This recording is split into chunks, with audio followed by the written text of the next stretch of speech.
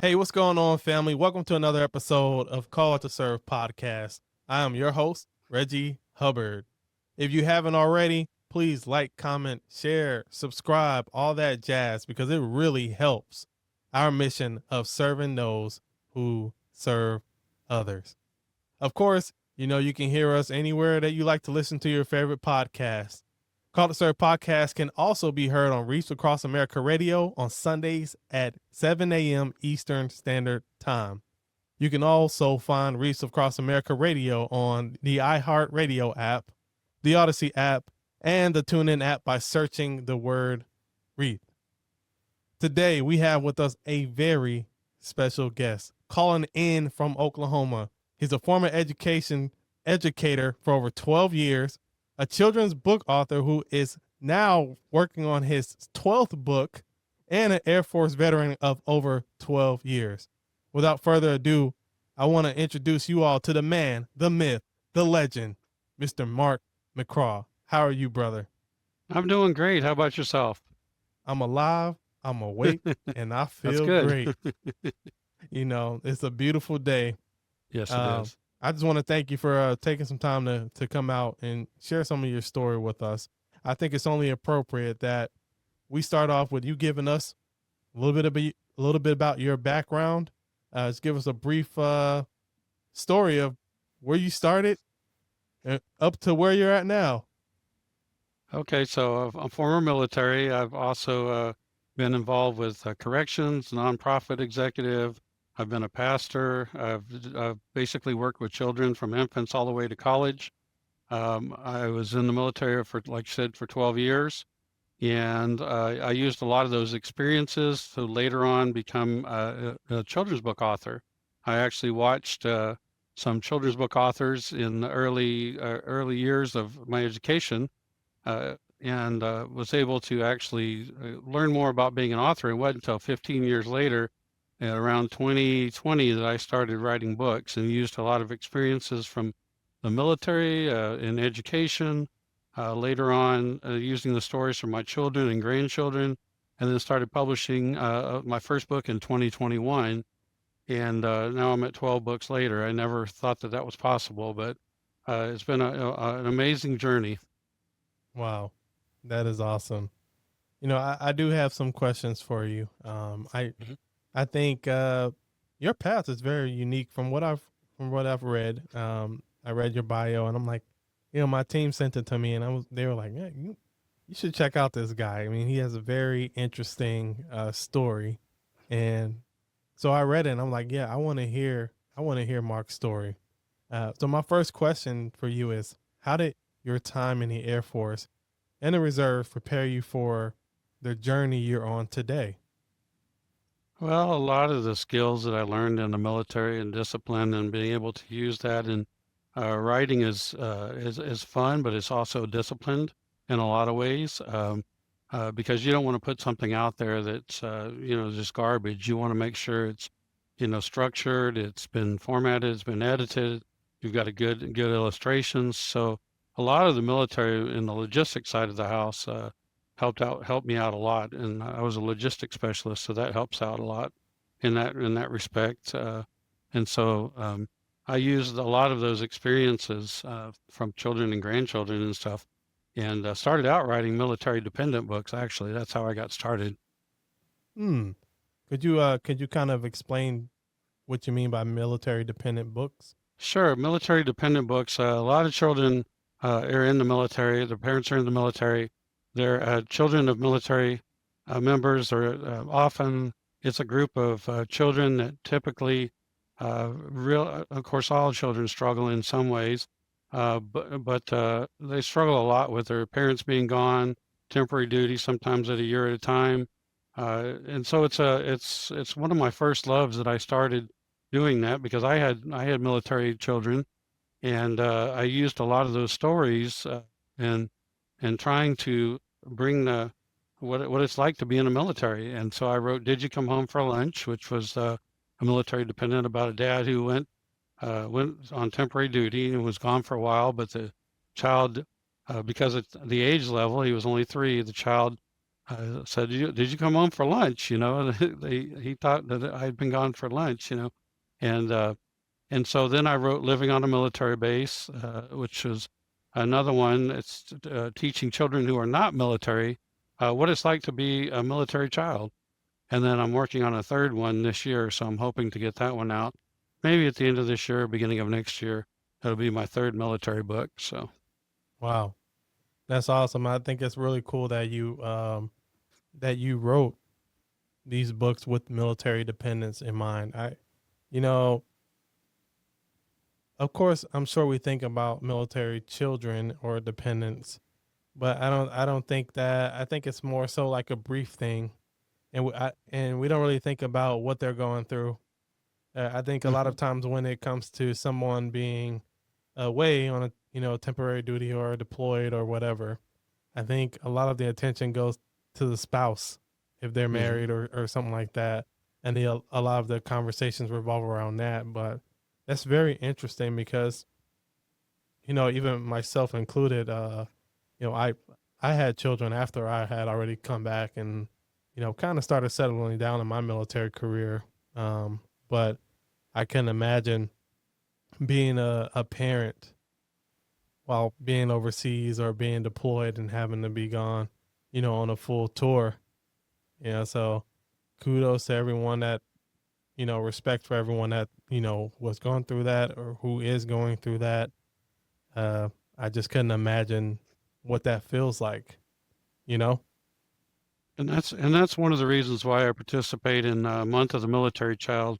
In the last couple of years, I've been able to go out to the base and actually participate in some of the celebrations and actually donate some books to the children and the children really love the fact that they get a book and it doesn't cost them anything, and it's really my first love, and that's the reason why I do it. Obviously, everybody says, you want to sell books, of course, that's just part of it, but my mission has always been literacy, learning, and legacy, and I want to be able to share that with other children and through my stories.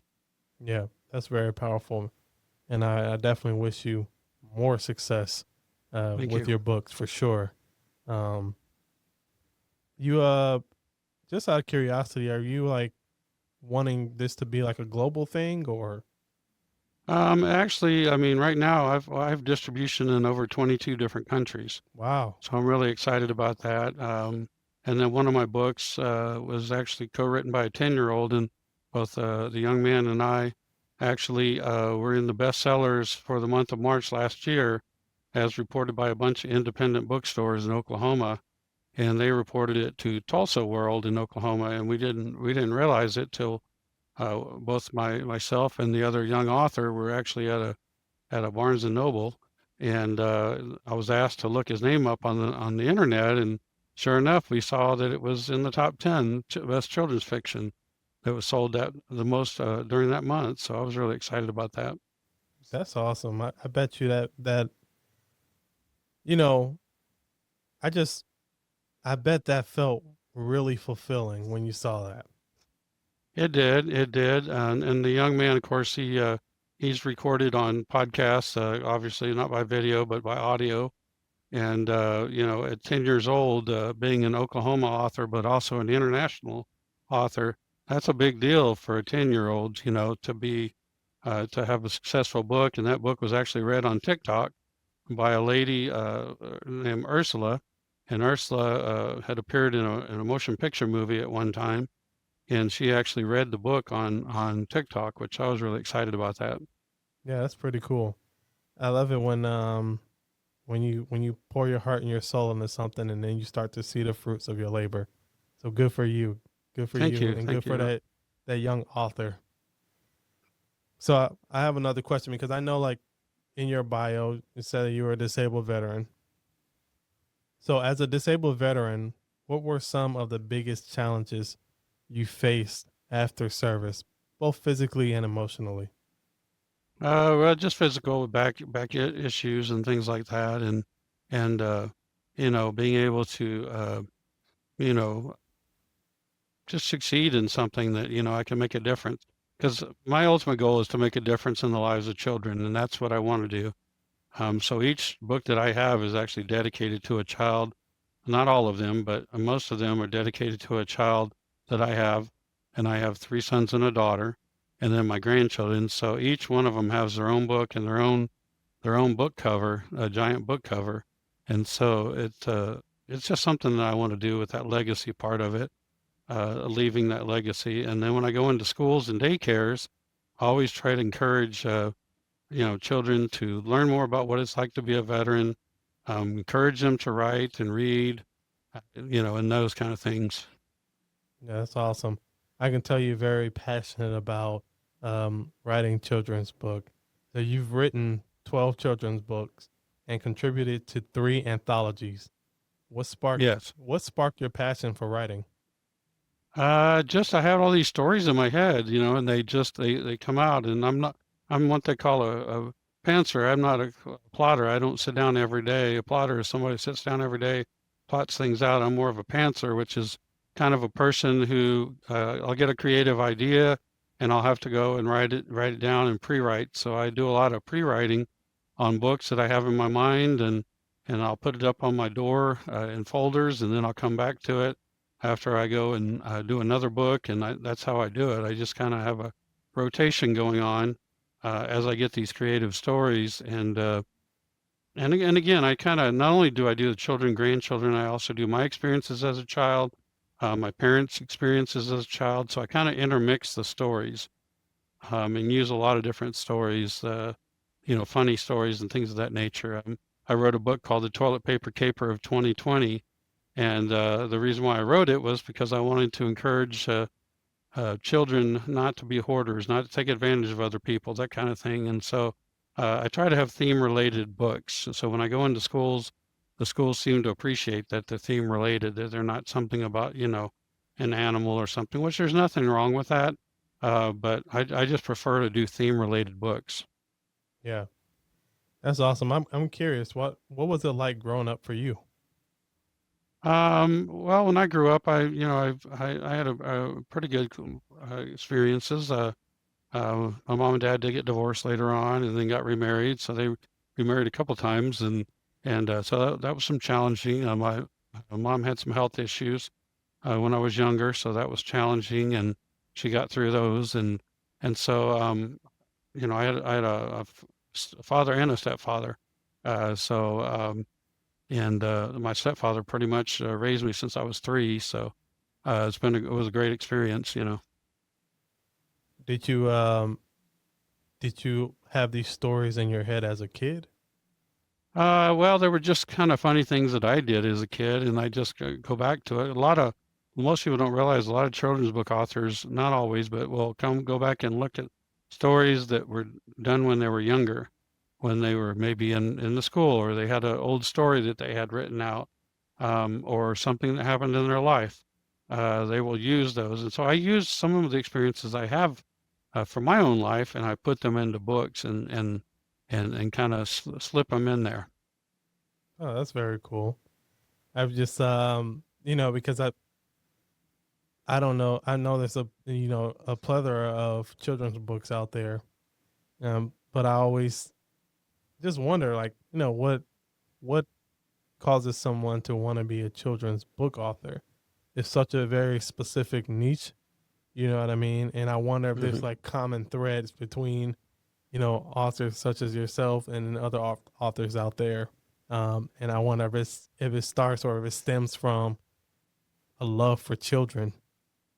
I think for me, it's love of children because I've been dealing with children since I was 13. I started working with children ever since then. And so a lot of it is love of children. And then a lot of times, people look at success in different ways. So if you look at the meaning of success, success is not always financial. Success can be determined in many different ways. Some people do it for fame, some do it for money, some do it for, the love, the passion. I'm a kind of a passionate author. I do it because it's what makes me happy, and being passionate and being able to go out, and I've read to over 1,000 students, and I just enjoy doing that. When I go to daycares, a lot of daycares have never seen an author. I'm around other authors that sometimes they may or may not agree with me, but my path is different. I self-publish. All of my books are self-published by me. I have used a couple of publishing companies, but they're all self-published books.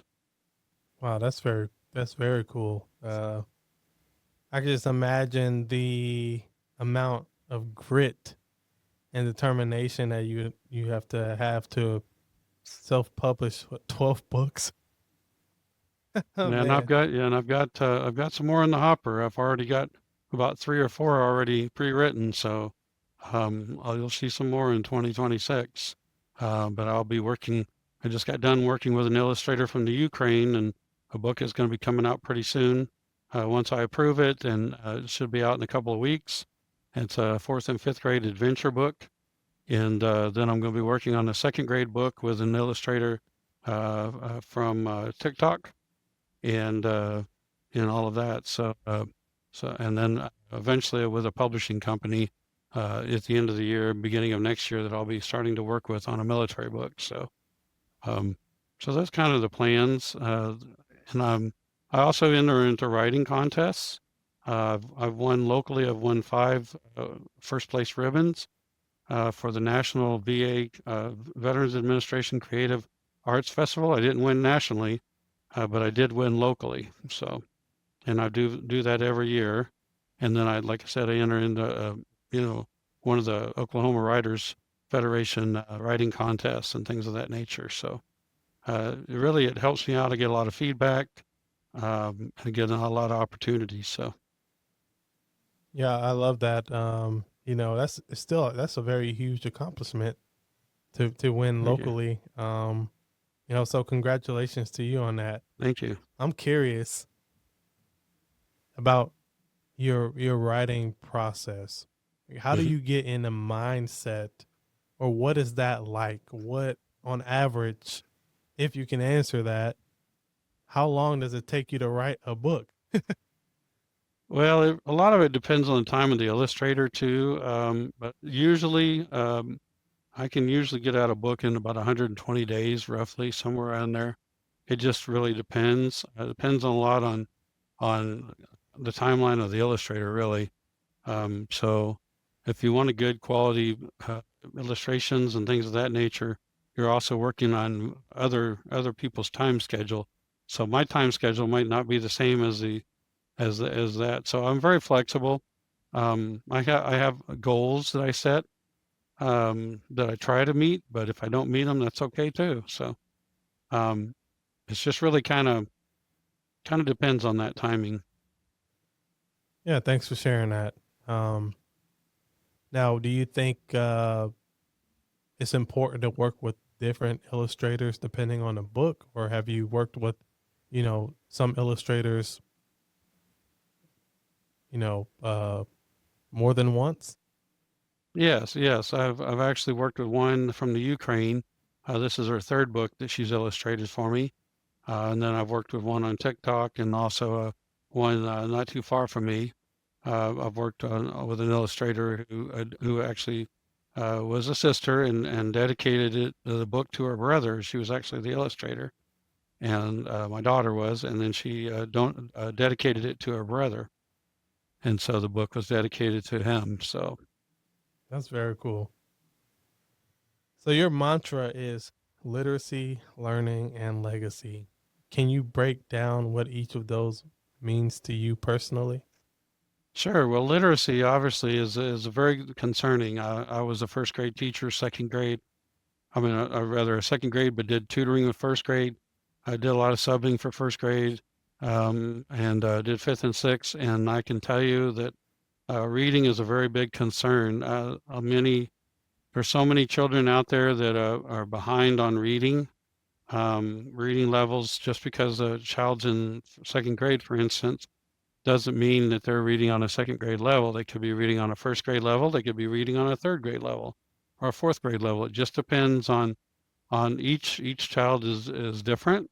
And so sometimes it is difficult. You have to make sure that you have a range of ages. And so literacy, is slipping away, and we really need to do more in the literacy arena. I am seeing quite a few schools that have increased their literacy rates, so that's very, very great. I had a young boy come up to me the other day at an event, and I asked him what he was going to do during the summer, and I was like, I got all excited because he said read, and I'm like, that was his first thing. So I was like, okay, that's exactly what I'm trying to say. And I told him, I said, thank you so much for saying that, because I think sometimes the summer we forget to read, we forget to do those things, and we really need to encourage more at home reading, especially, and a lot of different things of reading, whether it's reading a magazine to a newspaper to different kinds of books, fiction, nonfiction. The child, definitely needs to go to the library, do a lot of reading. So, Yeah, very cool. Very cool. Um, and legacy.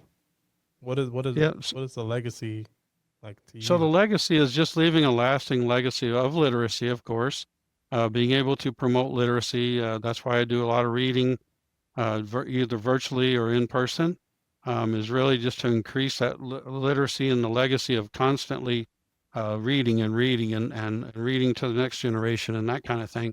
But also a legacy for leaving a legacy to my children and grandchildren of, what it's like to be an author, being able to share with other people, and hopefully they'll continue on and do the same thing, be encouraged to write. I've had several relatives that want to write now. So, and really encouraging them to, hey, you can write a book. And I've had so many people come up to me and say, I got these stories. I'm like, well, it's easier now to self-publish than it ever has been. Write down your story, just pre-write it, just write as much as you can, and then come back later and edit it and revise it and all those things, final drafts and all that. And and so the learning also comes into the fact that the children are learning when they go to when they come to my sessions in the library and stuff like that. They're learning about a theme in there, whether it's like I've done bullying, Mm, I've done moving, where children are moving from one place to the other. That was especially prominent in my childhood. I moved around a lot, and certainly military children in military, they move around a lot. So, I actually have a list that has all my themes on it. And so if a teacher asks me or a principal asks me, I can provide them that theme sheet of what that particular book is covering. wow, that's very cool. I like that. I like that. Thanks for sharing that. Sure. What message do you hope children and families will take away from your work? I hope that one, that they will read constantly, encourage reading with children. Also, bullying is such a big issue. I wrote a book about bullying called Brains Over Brawn, where a young boy used his brains over a bunch of bullies, and that's another area that I'm very passionate about. There's too many kids are being bullied. It starts from kindergarten. I've seen it in the lower grades all the way up to adults, and it's very concerning that there's a lot of bullying going on in society. Mm. Yeah, that's a tough subject because I mean me I don't want to see a child getting bullied and someone can be getting bullied for I mean who knows the reasons why. I mean I guess it just depends on the bully, right? Hmm. Um and it's just very it destroys a lot of kids' self-confidence and I think it causes a lot of psychological issues and a lot of trauma for sure. Yeah, it So does. Absolutely. Yeah. When I wrote Brains Over Brawn, I not only did I write the story, but I also put bullying resources in the back of the book so that a parent can sit down with a child and say, "Look, is this what's going on in school?" Because a lot of times children won't tell their parents. They'll say they're sick, they got a stomach ache. They won't, they don't want to tell on their friends, and that kind of thing. So this really gives them the way to discuss some of the issues of what is a bully, and then also there's resources in there if you're the one that's a bully. yeah. So I kind of did it from both sides of the angle. I like that. That's such an interesting concept there. Yeah, let's here's resources if you are being bullied, but you know what? Better yet, here's resources if you are the bully. Hmm. I gotta check that out, man. I love it, man. I think that's awesome. Yeah, That's so at first I almost left it out. Then the more I thought about it, I'm like, no, because some of the kids that are bullies have been bullied, and vice versa, and so you have some that are on both spectrums. without a doubt. So, what advice would you give to other veterans who want to step into creative or purpose-driven work? I would definitely say that you have lots of stories, and you need to be able to share them. Too many veteran stories are not being shared. That's the reason why some of the Korean War vets, I was involved with the Korea Defense Veterans Association and also a legacy foundation that had dealt with the Korean War. And one of the things that is being done is recording. A lot of teachers are actually invited to a conference to one to teach about Korea, but two to also record some of the stories that these Korean War vets have and these Vietnam vets and all these other vets are. So they have so many different stories out there, whether it's uh, in the Middle East and things like that, whatever wars that they're involved in, or their stories that they have, or things they've done in the military, they need to share it because it's not always shared in books, and so that's very important that those stories get uploaded and some of them have actually been sent to the Library of Congress, from what I understand. So, I love that. I really do. I'm still on. I'm still chuckling about the resources that you have for the bullies. I just think that's so cool, man. And thanks. it's very unique. I've never seen anything quite like that. Are you able to share, some of those resources at all, or Sure. Well, a lot of what I got was, which is public domain, stopbullying.gov is a website that you can go to, and it has a lot of resources. And really, it boils down to being a bully it really boils down to respecting other people. mm, And I think that we need to teach our children, and I taught them as well when I was a teacher. We need to respect each other in class. We need to respect and not make fun of people. And there's just too much of that going on with name calling. In Brains Over Brawn, the story dealt with a young man who was actually moved from one place in the South to the North and was bullied because of his accent. And he wasn't just bullied because of the fact that he was, he was the only one, but he was in a school with all Northern children, Northern accents, which is nothing wrong with that. It's just, but they made fun of the boy, and it wasn't just one bully; it was multiple bullies, chasing him throughout the school, and so he overcame it by using his smarts and basically enrolling in a spelling contest and going home every day studying and studying and studying, and he outbeat the bullies, and they stopped picking on him after he beat out 3 grades. wow. How can people support your mission, and where can they find your books? They can find my books, Barnes and Noble, Amazon, Books a Million. I have them on Audibles. I have them on Kindles. Um, you can find them on www.markmccraw.com. Awesome. Could you spell that out for us? Sure, it's www.markmccraw.com. Awesome, awesome, awesome.